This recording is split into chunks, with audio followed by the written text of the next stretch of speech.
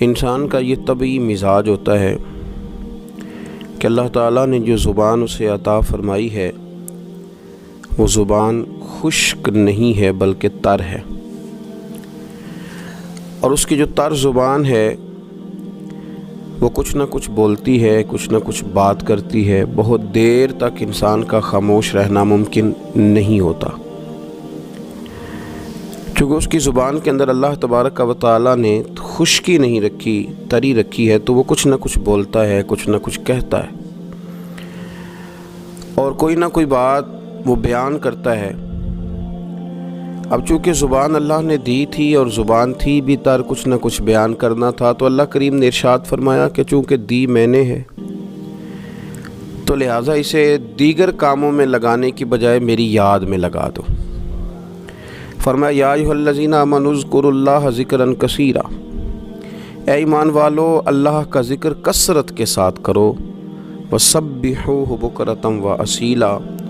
اور صبح و شام اللہ ہی کی پاکیزگی بیان کرو، اسی کی پاکی بیان کرو۔ صبح سے لے کر شام تک گفتگو کے کلاوے ملانا،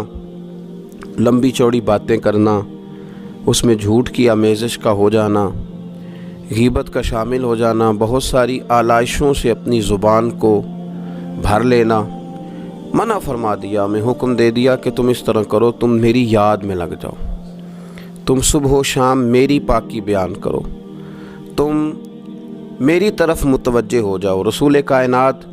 صلی اللہ تعالیٰ علیہ وآلہ وسلم کی بارگاہ عالی مرتبت میں، عزت و عظمت میں ایک بوڑھے صحابی حاضر ہوئے اور عرض کی یا رسول اللہ صلی اللہ تعالیٰ علیہ وسلم، میں بڑی دور سے آیا ہوں، پتہ نہیں دوبارہ آپ کی زیارت مجھے نصیب ہو سکے کہ نہ ہو سکے،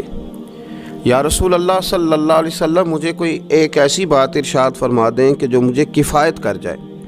یعنی اس سے میری دنیا بھی بن جائے اور میری آخرت بھی بن جائے، ایک بات۔ تو نبی پاک صلی اللہ علیہ وسلم نے فرمایا تیری زبان ہر وقت اللہ کے ذکر سے تر رہنی چاہیے، یہ بات تجھے کفایت کر جائے گی، تیرا فائدہ کر جائے گی، دنیا اور آخرت میں تجھے نفع دے جائے گی۔ اسلام نے ہر وقت ذکر الہی کا حکم دیا، سونے کے وقت کی دعا بھی سکھلائی، اٹھتے وقت کے الفاظ بھی سکھائے۔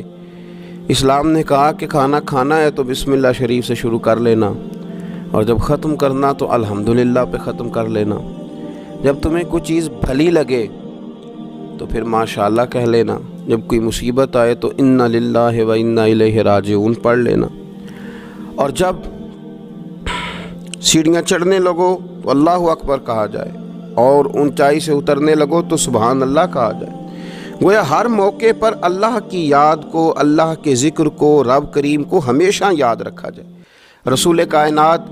صلی اللہ علیہ وسلم کے بارے میں سیدہ طیبہ طاہرہ حضرت عائشہ صدیقہ رضی اللہ تعالیٰ عنہ فرماتی ہیں کہ اللہ کے رسول علیہ السلام ہر وقت اپنے رب کو یاد کرتے تھے، ہر وقت حضور اپنے رب کو یاد کرتے تھے، ہر وقت اللہ کے محبوب صلی اللہ علیہ وسلم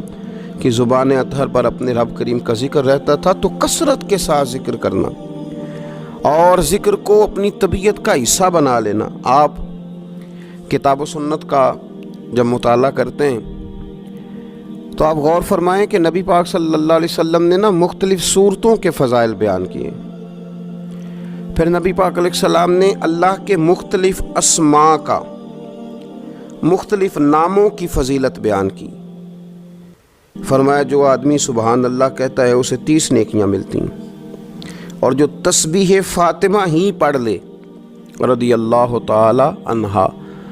تسبیح فاطمہ یعنی 33 بار سبحان اللہ، 33 بار الحمدللہ، 34 بار اللہ اکبر، جو شخص یہ پڑھ لے اس کے گناہ سمندر کی جھاگ کے برابر بھی ہوں۔ سمندر کی جھاگ کون ماپے گا کہ سمندر کہاں سے چلا اور کہاں پہنچا؟ تو فرمایا سمندر کی جھاگ کے برابر بھی اگر اس کے گناہ ہوں گے، اتنا بڑا پاپی بھی ہو، تو یہ اللہ کا ذکر کرنے کی برکت سے، تسبیح فاطمہ پڑھنے کی برکت سے اللہ اس کے گناہوں کو معاف فرما دے۔ تو حضور سید عالم صلی اللہ تعالیٰ علیہ وسلم نے ذکر کی فضیلت بیان کی۔ نبی پاک صلی اللہ علیہ وسلم نے بہت سارے اسماء تھے جن کی عظمت، عزت، رفعت بیان کی، فرمایا اس کے ساتھ اللہ کا ذکر کرو۔ صورتوں کے فضائل بیان کی۔ ہمارے ہاں میں نے دیکھا ہے کہ بعض واعظین اور بعض نقیب حضرات یا بعض ایسے لوگ جو بات کرتے ہیں تو اگر ان کی بات توجہ سے نہ سنی جائے تو وہ خود کئی دفعہ کہہ دیتے ہیں کہ میری بات ضائع نہ کر دینا، میرا جملہ ضائع نہ کر دینا۔ وہ سمجھتے ہیں کہ یہ بڑی اہم بات تھی جو میں کرنے جا رہا ہوں، اور کئی لوگ آپ ان کی بات توجہ سے نہ سنیں تو ان کے چہرے پر اظہار ناراضگی نمایاں ہو جاتے ہیں کہ یار میں بات کر رہا تھا، اس بندے نے توجہ ہی نہیں کی۔ تو نبی پاک صلی اللہ علیہ وسلم کی جو باتیں ہیں، جو حضور نے فضائل بیان کیے کہ لا حول ولا قوت الا باللہ تمہیں غموں سے نجات دے گا، اور نبی پاک صلی اللہ علیہ وسلم نے یہ جو فضیلت بیان کی کہ جب تم کہتے ہو سبحان اللہ و بحمدہ سبحان اللہ العظیم تو زمین آسمان کے درمیان جتنی جگہ ہے اتنا اللہ تمہیں اجر کا بھر کے جو ہے وہ عطا فرماتا ہے اپنے فضل سے۔ تو یہ جو حضور نے مختلف اذکار کی فضیلتیں بیان کی، جو نبی پاک صلی اللہ علیہ وسلم نے پہلا کلمہ شریف کے بارے میں فرمایا کہ یہ سب سے افضل کلمہ ہے، اور سب سے افضل دعا کے بارے میں فرمایا کہ الحمدللہ کہنا سب سے افضل دعا ہے۔ تو یہ اذکار کے جو فضائل حضور نے بیان کیے تو کیا معاذ اللہ ہم ان کو ضائع کریں گے؟ ان باتوں کو نہیں، ایک عام آدمی کی بات تو ضائع کی نہیں جا سکتی، تو رسول کریم صلی اللہ علیہ وسلم کی بات کو کیا ضائع کیا جائے گا؟ تو پھر جو بات سمجھنے کی ہے، جو بات غور کرنے کی ہے، جس پر ہمیں خاص توجہ دینی ہے، وہ یہ ہے کہ ہم ہر اس فضیلت کو ڈھونڈیں، تلاش کریں جو نبی پاک نے بیان فرمائی، اور پھر ہم اس فضیلت کی روشنی میں ان اذکار کو کرنے کی کوشش کریں، ان ساری باتوں کی طرف توجہ کریں۔ اور جب آپ اللہ کا ذکر کر رہے ہوتے ہیں نا، تو جس طرح آپ کے وجود کی غذا ہے، روٹی، کھانا، پانی، ہوا، صحت، سانس، یہ آپ کے وجود کو زندہ رکھتی ہے، تو ایک روح کی غذا ہے، روح کی غذا ہے رب کریم کا ذکر، اللہ کی یاد۔ ہمارے ہاں زیادہ تر یہ ہوتا ہے کہ اللہ کا ذکر تو کیا جاتا ہے تو اس طرح کیا جاتا ہے جیسے طوطے نے کوئی لفظ رٹ لیے ہیں تو اب وہ بیان کر رہا ہے نا۔ ہمارے صوفیاء نے، بزرگوں نے لکھا ہے کہ وہ جو کہا گیا کہ الا بذکر اللہ تطمئن القلوب، یاد رکھو اللہ کے ذکر میں دلوں کا چین ہے، تو بعض لوگ کہتے ہیں میں تو بڑی تسبیح پڑھتا ہوں پھر بھی بے سکون رہتا ہوں۔ تو اس کا جواب وہ یہ دیتے ہیں کہ چونکہ انہوں نے اللہ کا ذکر کیا تو صحیح، لیکن اس طرح کرتے رہے جیسے طوطا رٹ کے کر رہا تھا۔ اگر غور کرتے اس بات پر، توجہ دیتے اس بات پر، اگر ان کا یہ ایک ذہن بن جاتا کہ میں بھلا کیا کہہ رہا ہوں، جب ان کی زبان سے نکلتا سبحان اللہ، تو پھر غور کرتے کہ میں نے یہ کہا ہے کہ اللہ پاک ہے، اللہ پاک۔ اب یہ چیز جب ان کے ذہن کے اندر، ان کے دماغ سے، ان کی روح سے ٹکرائے گی، تو جب انہوں نے کہا کہ میرا رب پاک ہے، سبحان اللہ عما یشرکون، وہ پاک ہے ان چیزوں سے جن سے لوگ اس کے ساتھ شرک کرتے ہیں، تو اب جب کہا کہ وہ پاک ہے اور اس نے جو چیز بنائی ہے وہ حسین و جمیل ہی بنائی ہے، ہر عیب سے پاک ہے، وہ اس نے ہر چیز بہترین نقش و نگار کے ساتھ بنائی ہے، تو بتائیے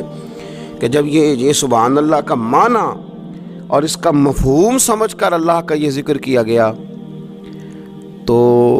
اب اس طرح نہیں ہو گیا کہ جیسے پورے وجود کے اندر خوشبو بکھر گئی ہو،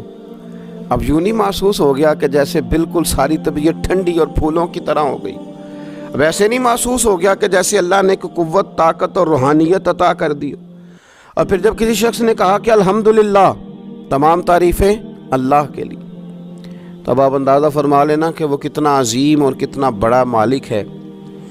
کہ کہا جا رہا ہے کہ میں کسی کی کوئی جھوٹی تعریف نہیں کروں گا، مجھ سے کسی کی خوشامد نہیں ہوتی، اور کوئی کتنا بھی اونچا چلا جائے یہ ساری تعریفیں کمزور ہیں، حدود والی ہیں، ایک رب ہے الحمدللہ جس کے لیے تمام تعریفیں، تمام تعریفیں اسی رب کے لیے۔ اور جب کہا اللہ اکبر، اللہ بہت بڑا ہے، جب اس کی زبان سے یہ جملے نکلتے ہیں تو آپ ذرا غور فرمائیں کہ وہ کہاں پہنچ جاتا ہے۔ وہ پھر کیا کبھی کسی سے ڈرے گا؟ وہ کسی چیز کا خوف طاری کرے گا؟ کوئی چیز ایسی ہوگی جو اس کے نفسیات پر حاوی ہو سکے؟ سب سے بڑا تو اللہ ہے، تو وہ کبھی بھی کسی بڑے آدمی کے رعب کا شکار نہیں ہوگا، وہ کبھی کسی کی دولت، کسی کا اقتدار، کسی کی قوت اور کسی کی ظاہری طور پر تھوڑی بہت چمک اسے خیرہ نہیں کر سکے گی، اس لیے کہ وہ جانتا ہے کہ اکبر صرف اللہ ہی ہے۔ تو اب اس کے اندر بہت بڑی طاقت آئے گی، بہت بڑی ہمت آئے گی، وہ بہت زیادہ اپنے آپ کو قوت والا محسوس کرے گا۔ تو یہ جب تھوڑا سا غور کرتا ہے کہ میں کیا کہہ رہا ہوں، میری زبان سے کیا نکل رہا ہے، تو پھر یہ ذکر الہی اس کو ٹھنڈک دیتا ہے، پھر اس کو سکون دیتا ہے، پھر اس کو قوت ملتی ہے۔ اس لیے میرے نبی پاک صلی اللہ علیہ وسلم نے فرمایا، یہ بخاری مسلم کی حدیث ہے، نبی پاک صلی اللہ علیہ وسلم نے فرمایا اس کی مثال جو رب کا ذکر کرے اور اس کی مثال جو اللہ کا ذکر نہ کرے، مثل الحی والمیت، ان لوگوں کی مثال کی طرح ہیں جو زندہ اور مردہ ہوتے ہیں۔ گویا ذکر کرنے والا زندہ ہے، ذکر کرنے والا زندہ ہے، اور ذکر نہ کرنے والا ہواؤں میں اڑ رہا ہے، کروڑوں روپے اس کی جیب میں پڑے ہوئے ہیں، لاکھوں کا سرمایہ ہے، بہت سارے لوگ جانتے ہیں، وہ محسوس کرتا ہے کہ بڑا جانا پہچانا جاتا ہوں، بڑا سمجھا سکھایا جاتا ہوں، بڑے لوگ میرے نام سے آگاہ ہیں، شعوری طور پر میں ایک بڑا آدمی ہوں، لیکن ہے مردہ، اس لیے کہ زندگی تو زندہ دلی کا نام ہے۔ مردہ دل کیا خاک جیا کرتے ہیں، زندہ وہ ہے جس کا مصلی آباد ہے، زندہ وہ ہے جس کی زبان اللہ کو یاد کرتی، زندہ وہ ہے جس کا کبھی کبھی دل کرتا ہے کہ آج قرآن شریف کھول لوں، زندہ تو وہ ہے جس کی طبیعت چاہتی ہے کہ یار آج لاؤ نا تسبیح، تھوڑا سا درود و سلام اپنے محبوب پہ پڑھوں، زندہ تو وہ ہے جو کبھی کبھی اس کی یاد میں محو ہو، اکیلے بیٹھا بھی ہو تو پھر بھی اس کی زبان پہ ذکر اور آنکھوں میں آنسو جاری ہو جاتے، جو اس کو یاد کر کے محو ہو جاتا ہے۔ یاد رکھیں، ذکر الہی انسان کو زندہ رکھتا ہے، توانائی دیتا ہے، روحانیت دیتا ہے، اس کو سکون کی دولت دیتا ہے۔ اپنے معاملات کو جب ترتیب دیں تو اذکار کی پابندی کریں۔ ہمارے جو طریقت کے سلسلے ہیں نا، یہ بنیادی طور پر طریقت کے سلسلے دو کام کرتے ہیں، ایک تو عقیدے کو پختہ کرتے ہیں، نظریات کی صفائی کرتے ہیں۔ جو کمزور یقین والے لوگ ہوتے ہیں ان کا یقین پختہ کرتے ہیں، جو رب کی بارگاہ سے دور ہوتے ہیں ان کے دلوں میں اللہ کی چاہت پیدا کرتے ہیں۔ یہ حکمت کے ساتھ، دانائی کے ساتھ لوگوں کی تربیت کرتے ہیں اور لوگوں کی روحوں کے اندر مستند صحیح عقائد اور یقین کی دولت لوگوں کو دیتے ہیں۔ اور دوسرا یہ ذکر کے طریقے بتلاتے، یہ لوگوں کو اذکار کی طرف مائل کرتے ہیں، جو لوگوں کا شوق، ذوق، مزاج ذکر کی طرف مائل کرتے ہیں۔ عقیدے کی پختگی دینا اور لوگوں کو اللہ کی یاد میں لگا دینا۔ الف اللہ تے چنبے دی بوٹی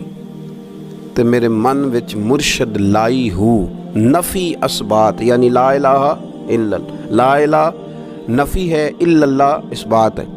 نفی اسبات دا پانی ملیا تے ہر رگے ہر جائی ہو، تے اندر بوٹی مشک مچایا تے جاں پھلاں تے آئی، تے پھر جیوے مرشد کامل باہو جس اے بوٹی لائی۔ تو یہ یاد رکھ لیں کہ صوفیہ مختلف اذکار بتلاتے ہیں۔ آپ کسی بھی سلسلہ طریقہ سے وابستہ ہوتے ہیں تو آپ کو کچھ پڑھنے کو بتایا جاتا ہے۔ اب کیا ہم نے اس بات کو سمجھا ہی نہیں، ہم نے یہ توجہ ہی نہیں کی کہ ہم شیخ کی بارگاہ میں گئے تھے تو انہوں نے ہمیں کچھ پڑھنے کو، کہیں بھی آپ جائیں آپ کو کوئی استغفار بتا دے گا، کوئی کلمہ شریف بتا دے گا، کچھ نہ کچھ بتایا، لیکن ہم نے کیا کیا؟ ہماری اذکار کی جانب توجہ نہیں رہتی، ہم ذکر نہیں کرتے۔ ہمارے لیے جو کام سب سے مشقت والا ہے وہ ہے ذکر۔ اچھا، بڑا عجیب آدمی ہے نا جو کسی کالج میں یونیورسٹی میں داخلہ لے اور چاہتا بھی پاس ہونا ہے، پر کتاب کھول کے نہیں دیکھ کے پڑھنا چاہتا، نمبر بھی چاہتا ہے میرے 100% ہوں، لیکن کہتا ہے مجھے کتاب نہ پڑھنی پڑے، تو یہ تو بیوقوفی ہے نا۔ آپ کو نصاب پڑھنا ہے اور نصاب کی تیاری کرنی ہے، اور پھر نصاب کے مطابق آپ کو چلنا ہے، آپ کا ایک نصاب ہے۔ تو طریقت ایک یونیورسٹی کا نام ہے، جب آپ طریقت کے شعبے میں داخلہ لیتے ہیں تو آپ کو اذکار بتائے جاتے ہیں، آپ کو وہ اذکار کرنے ہیں، وہ وظائف پڑھنے ہیں، ان پر آپ کو توجہ دینی ہے، ان پر آپ کو غور کرنا ہے۔ تو ذکر جب آپ کریں گے تو پھر آپ کو بہت ساری ایسی چیزیں نصیب ہوں گی جن کا نفع ہوگا۔ تو ہمارے صوفیہ ایک تو تنہا ذکر کرتے، پھر اجتماعی ذکر کا بھی سبق دیتے۔ رسول اللہ صلی اللہ تعالیٰ علیہ وسلم نے فرمایا جب کوئی قوم اللہ کے ذکر کے لیے بیٹھتی ہے تو فرشتے انہیں گھیر لیتے ہیں، رحمت انہیں ڈھانپ لیتی ہے، اور حضور فرماتے ہیں ان پر سکینہ اترتا ہے اور وہ ایک جماعت میں بیٹھ کے اللہ کا ذکر کر رہے ہوتے ہیں اور اللہ فرشتوں کے سامنے ان کا تذکرہ کرتا ہے، فرشتوں کے سامنے۔ تو ایک تو انفرادی ذکر، پھر جو مجالس سے ذکر ہیں، محافل ذکر ہیں، ان کی افادیت یہ ہے کہ جب جمع ہو کر کے لوگ بیٹھتے ہیں تو پھر ان پر اللہ کی رحمت چھا جاتی، پھر اللہ کا فضل ان کی نگہبانی اور خبرگیری کرتا ہے۔ اپنی زبان کو ذکر سے تار رکھیں، جہاں بیٹھیں اجتماعی طور پر وہاں بھی اللہ کی یاد کے ساتھ بیٹھیں، رب کریم کا ذکر کریں۔ ہمارے ہاں اب خلوت میں بیٹھنا، تھوڑا سا لوگوں سے الگ ہو کے بیٹھنا، تنہائی میں بیٹھنا، یہ لوگوں کے لیے اس لیے مشکل ہو گیا ہے کہ لوگ ذکر میں تو بیٹھ نہیں سکتے، عبادت کے ساتھ کوئی دلچسپی رہی نہیں، معاذ اللہ، وظائف پڑھنے کا کوئی ذوق نہیں، تو تنہائی میں بیٹھ نہیں سکتے۔ حالانکہ ترمذی شریف میں حدیث ہے، نبی پاک صلی اللہ علیہ وسلم نے فرمایا تمہارے لیے بہتر ہے کہ اپنے گھروں کو لازم کر لو، یعنی بلا وجہ ضرورت گھروں سے نہ نکلو، اپنے گھر میں رہو، اذکار کرو، عبادت کرو۔ یہ اگرچہ اسلام کے اندر رہبانیت نہیں، سارا کچھ چھوڑ چھاڑ کے مسجد میں بیٹھنے کا حکم نہیں ہے، لیکن آپ دیکھیں نا کہ حضور علیہ السلام کی حیات مبارکہ میں کچھ اوقات ایسے ملتے ہیں کہ سرکار خلوت میں تشریف لے جاتے، تنہائی میں، بالکل الگ تھلگ ہو کے کچھ عبادت حضور نے تنہائی میں کچھ ذکر کیا ہے، الگ ہو کر۔ اعلان نبوت سے پہلے اللہ کے محبوب علیہ السلام مہینوں غار حرا میں رہا کرتے تھے۔ وہاں کیا ہوتا تھا؟ اللہ کا ذکر ہوتا تھا، اللہ کی یاد ہوتی تھی، عبادت، ریاضت، تقوی، پرہیزگاری۔ پھر آپ یہ دیکھیے کہ نبی پاک صلی اللہ تعالیٰ علیہ وسلم ہر سال رمضان المبارک میں 10 دن کا اعتکاف کرتے۔ اگرچہ حضور کے ذمے تبلیغی ڈیوٹیاں ہیں، سرکار کے ذمے جہاد کے بہت سارے معاملات ہیں، نبی پاک علیہ السلام نے 23 سالوں میں پوری دنیا کو انقلاب آشنا کرنا ہے، لیکن اس کے باوجود رسول کائنات صلی اللہ تعالیٰ علیہ وسلم ہر سال رمضان کے آخری عشرے کا اعتکاف کرتے۔ اس کے علاوہ بھی حضرت عائشہ صدیقہ رضی اللہ تعالیٰ عنہ فرماتی ہیں، رات کو مجھ سے فرماتے ابو بکر کی بیٹی تو اجازت دے تو رب کو راضی نہ کر لوں، وہاں بھی تنہائی میں کھڑے ہو جاتے۔ تو نبی پاک نے ہمیں بتلایا کہ کچھ وقت تنہائی کا تمہارے رب کے ساتھ گزرنا چاہیے، کچھ اوقات ایسے ہونے چاہیے۔ تو رمضان المبارک کی مقدس گھڑیوں میں بالخصوص یہ کوشش کریں اور بالاہتمام یہ کوشش کریں کہ کچھ اوقات اللہ کی بارگاہ کے ساتھ گزریں، کچھ وقت دعاؤں میں، التجاؤں میں، راز میں، نیاز میں۔ دیکھیں نا کتنا اپنے آپ کو ہلکا لوگ محسوس کرتے ہیں کسی بندے کو اپنا دکھڑا سنا کے، کتنا لوگ ہلکا محسوس کرتے ہیں۔ حالانکہ نبی پاک صلی اللہ علیہ وسلم نے فرمایا جو آدمی لوگوں کے سامنے اپنا فقر بیان کرے اللہ اسے غنی نہیں کرے گا، اور فرمایا جو اپنے رب کے سامنے اپنا فقر بیان کرے گا جلدی یا دیر سے اللہ اسے غنی ضرور کر دے گا۔ تو آپ مصلی پہ بیٹھیں، اپنی خلوت کو مضبوط کریں، کچھ نہ کچھ تنہائی کی عبادت تھوڑا وقت نکال کے رات کو، صبح کو، جیسے آسانی ہو ضرور اس پر توجہ دیں۔ رسول کریم صلی اللہ علیہ وسلم نے اپنے عمل سے، اپنے پیغام سے، اپنی گفتگو سے ہمیں اس طرف مائل کیا ہے۔ تو ایک بات آخر میں اور جو بڑی سمجھنے والی ہے اس پر بھی توجہ کریں۔ کچھ لوگ کہتے ہیں جی میں غافل ہو گیا ہوں، تو میرے لیے مشکل ہو گئی ہے ذکر کرنا، تلاوت کرنا، عبادت کرنا، وقت غفلت میں زیادہ گزرتا ہے۔ بندہ غافل کب ہوتا ہے؟ نبی پاک صلی اللہ علیہ وسلم نے فرمایا شیطان جاسم علی قلب ابن آدم، فرمایا یہ جو شیطان ہے یہ انسان کے دل کے ساتھ چمٹا رہتا ہے۔ فَإِذَا ذَكَرَ اللَّهَ خَنَسَ،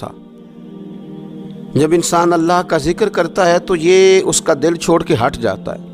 اور فرمایا وَإِذَا غَفَلَ وَسْوَسَ، جب انسان غافل ہوتا ہے تو پھر شیطان وسوسہ ڈالتا ہے۔ اب نبی پاک علیہ السلام کی حدیث مبارک پر غور فرمائیے، حضور فرماتے ہیں کہ شیطان آدمی کے دل کے ساتھ چمٹا ہوا ہے۔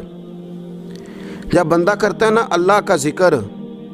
تو یہ بندے کا دل چھوڑ کے دور چلا جاتا ہے۔ اور فرمایا وَإِذَا غَفَلَ وَسْوَسَ، جب بندہ غافل ہوتا ہے تو شیطان وسوسہ ڈالتا ہے۔ یہ نہیں فرمایا کہ